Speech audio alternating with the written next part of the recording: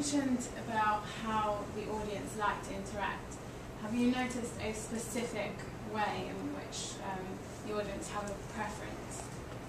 Well, as I said, it varies market by market, and there's no shortcut for understanding in depth. I mean, one of the challenges of my role, I work across all our markets. I work with the editorial teams, helping them to understand the way the web is changing, what they do, and helping them to work out what to do.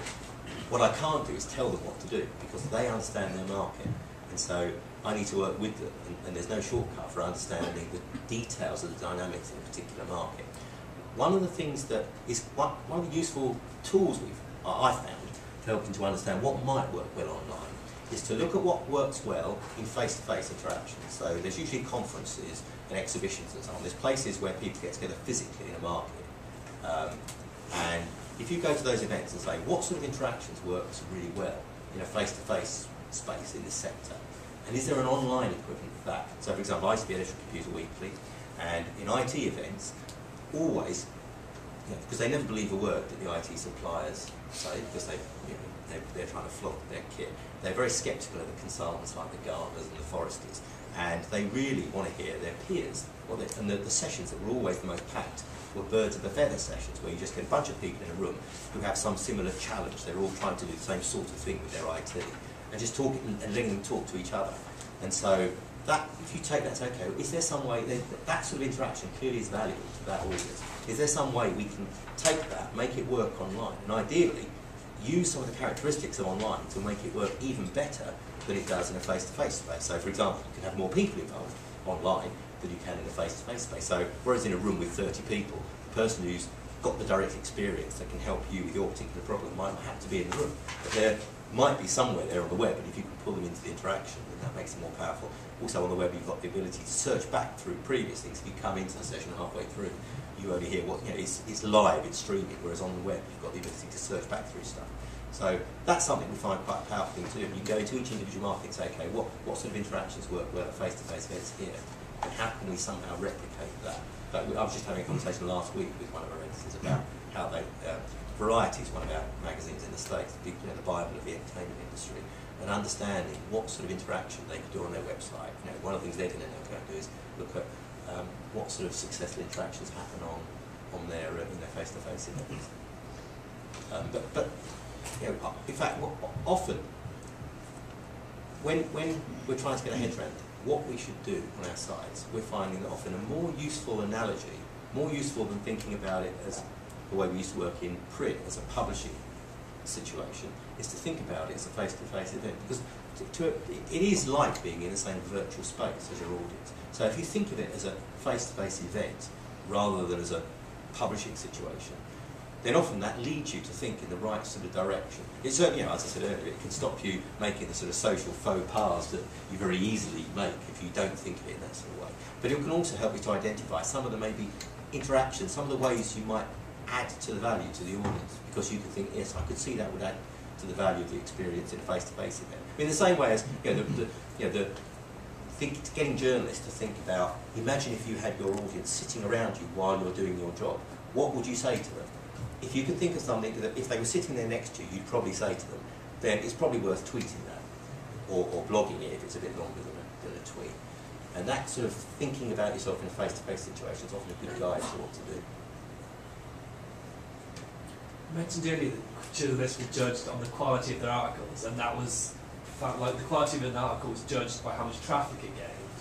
Do you think that that's the definition of a quality article now? Not how well it's written or anything like that, but whether it's controversial enough for people to talk about and whether it's well researched. Do you think that's now a quality article rather than back in the day with newspapers where it was grammar, spelling?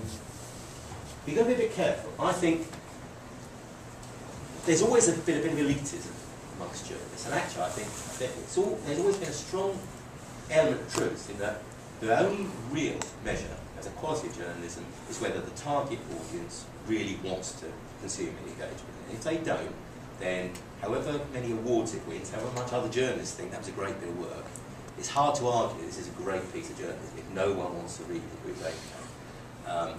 Now that doesn't automatically mean that you have to then address, go to the lowest common denominator and it's all about celebrities and scandal and hyping up everything to get attention. Where I think the raw traffic numbers, if you talk about page impressions or numbers of unique users, where that starts to fall down is it doesn't take account that different users might have different value. Now, one of the reasons why we've tended to talk in those raw numbers until now is that the way we monetize audiences hasn't been very sophisticated. So we say to advertisers, you just buy, you pay so much per 1,000 page impressions, and we don't differentiate who those page impressions are. We just wave our arms a bit and say if they're on Computer Weekly site, they must be IT professionals, so they must be the right sort of people. And everyone knows, some of the people on that site are just the students, are just there because they're interested. I think more and more, the advertisers are going to get more sophisticated, our offerings are going to get more sophisticated, and so what we mean by the size of the audience is going to be more sophisticated. It's not just going to be about raw numbers, it's going to be weighted. So if you can get a CIO, a head of IT in a major company to come and engage with your content, that's going to have a lot more value than 20 or 30 individual consumers. Again, depending on what you're offering in our B2B environment, that would certainly be the case. So I think in principle, that measure of quality is right. Whether the audience wants to consume it is a good measure of quality, and anything else is elitism. But you can be a bit more sophisticated than just looking at the raw numbers, and I think that's the direction I'd expect to see things heading in the future. And we've had lots of conversations about not just in our organisation. There's a lot of stuff discussed about should journalists be paid in part based on the traffic they generate. And on the one hand, I can see that's an interesting thing to do because it encourages people, incentivises them to do things that drive traffic. One of the challenges is to do it in a way that builds in that sort of sophistication. It isn't just based on the raw numbers and makes it fair. So we've not come near to going down that path up to now. For those individuals that want to, whilst they're at university, for example, like us, how would do you have any advice about how we would drive traffic for our own blogs and our own, So firstly, I think it is the fact that you are getting your hands dirty now, that you are the work that you're doing now is fantastic for when it's a fantastic record for when you're looking to go out and get a job later on. Firstly, the work you're doing now builds up the right skills. Secondly, the profile that you build, you don't just disappear and become, it's like a butterfly emerging from a chrysalis. You're a different person when you go out into the real world, into a paid work. You're still the same person. You've built a following. You can carry that with you. Maybe even the blog that you built up, you can carry with you into your professional life. As to how you build up that following, I think that's exactly the sort of thing that you're learning on this course.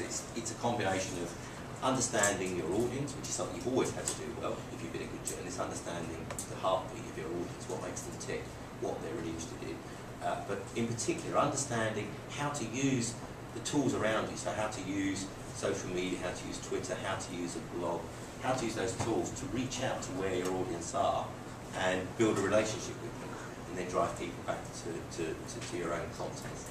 The ability to use the appropriate media and use them effectively. So, for example, video can be a very powerful tool. We and a lot of the content we generate, when you look at league tables or what drives most traffic, very often things with video embedded in them or images embedded in them are at the top of the list. But understanding how to use those tools effectively. It's really interesting, Paul, you talked about the tsunami. I think that was the first time that the BBC formally asked for user-generated content to come in. One of the things they found was that when they looked at the numbers of downloads of video clips, because they had the amateur clips of the tsunami and they had the professional report, which I think was by John Simpson, which was a professionally put together package. And what they found was that the best amateur clips got as many downloads as the John Simpson package. And when you think about it, which bit of that story is inherently visual? The bit which says this many countries are involved in the rescue operation, and often these things are better told in text. You can choose the speed you read it, you can jump back, especially if it's quite complex. The ability to reread bits until you really understand it is quite a powerful thing that doesn't work very well in streaming media like video. But the bit that you can't effectively put in words is those awful pictures of that wave sweeping people off their feet. And that's the bit that's